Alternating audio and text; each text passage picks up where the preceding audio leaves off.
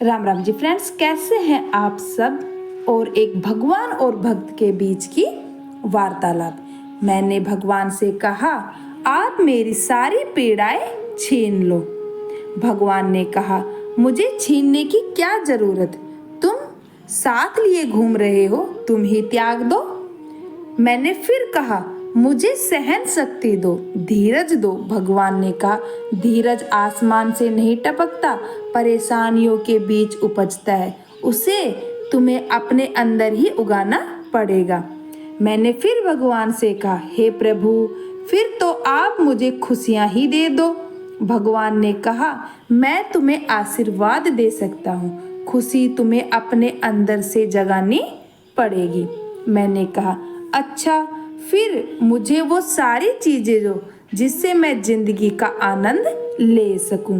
भगवान ने कहा, सांसारिक चीजों में अल्पकाल का आनंद है, मेरी याद के सिवाय किसी और चीजों से तुझे सदाकाल का आनंद मिल ही नहीं सकता।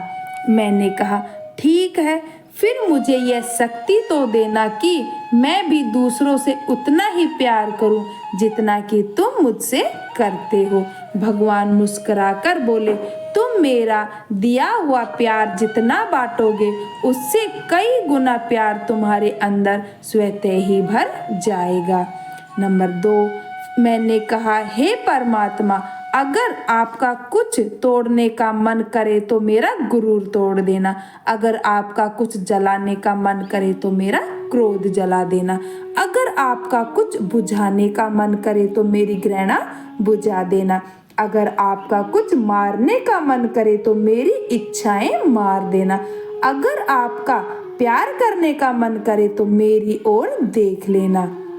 हे प्रभु, अगर मैं गलत हूँ तो मुझे सुधारो, अगर मैं खो गया हूँ तो मेरा मार्गदर्शन करो, अगर हार मानने लगूं तो मुझे आगे बढ़ाना, हर सुख में हर विपत्ति में मेरा साथ निभाना। हे ईश्वर, मुझे इतना नीचे न गिराना कि मैं पुकारूं और तू सुन भी ना पाए, और मुझे उतना ऊपर भी न उठाना कि तू पुकारे और मैं सुन ना पाऊं।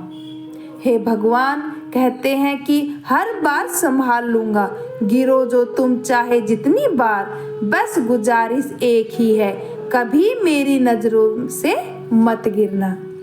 इंसान भी इतना नासमझ होता है, प्रार्थना करते वक्त समझता है कि भगवान सुन रहा है, पर निंदा करते वक्त ये बात भूल जाता है, पुण्य करते वक्त समझता है कि भगवान सब देख रहा है, पर पाप करते वक्त सब भूल जाता है, दान करते वक्त समझता है कि भगवान सब में बसता है, पर चोरी करते वक्त ये सब बातें भूल जाता है, प्रेम करते वक्त ये समझता है कि दुनिया ईश्वर ने बनाई है, पर नफरत करते वक्त यह सब भूल जाता है। फिर भी इंसान अपने आप को बुद्धिमान कहता है।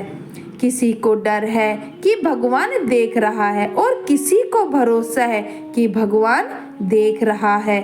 जब अपनी शख्सियत पर अहंकार होने लगे तो एक चक्कर शमशान का भी लगा लेना। जब भी परमात्मा को धन्यवाद देना चाहो तो किसी भूखे को खाना खिला देना। जब भी अपनी ताकत पर गुरूर होने लगे तो एक फेरा वृद्धा आश्रम का जरूर लगा लेना। और जब भी आपका सिर श्रद्धा से झुका हो तो अपने माँ बाप के पैर दबा देना।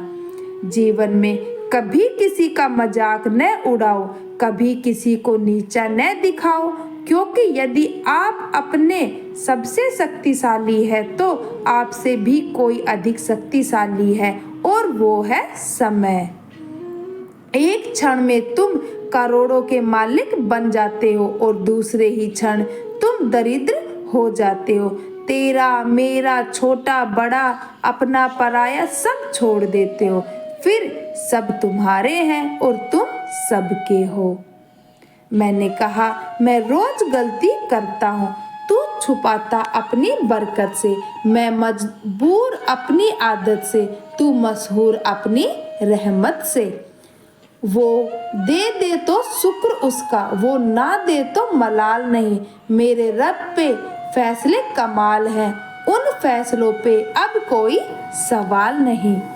जब हम भगवान के आगे सिर झुकाकर प्रणाम करते हैं तो सारी चिंताएं मस्तिष्क से गिरकर भगवान के चरणों में पहुंच जाती हैं और हम चिंताओं की बोझ से मुक्त हो जाते हैं। इतना विश्वास अवश्य रखिए, सारी दुनिया के खेल एक तरफ और ईश्वर के खेल एक तरफ।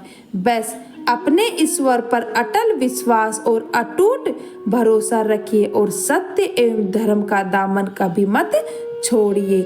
सब कुछ अच्छा ही होगा, क्योंकि ईश्वर कभी भी अपने सच्चे भक्त को टूटने नहीं देता। शिकायत करना आसान है, लेकिन शुक्राना करना और भी आसान है। एक दिन मन से शुक्राना करें परमात्मा का, प्रकृति का, लोगों का, तन का, अन्न का, धन का, सामान का, साधनों का, समस्याओं का, हमसे सही व्यवहार ना करने वालों का शुक्रिया हमारी सहन शक्ति बढ़ाने के लिए। फिर मिलेंगे दोस्तों अगले वीडियो के साथ।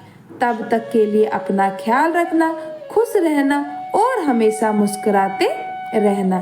तब तक के लिए जय श्री कृष्ण, राधे राधे।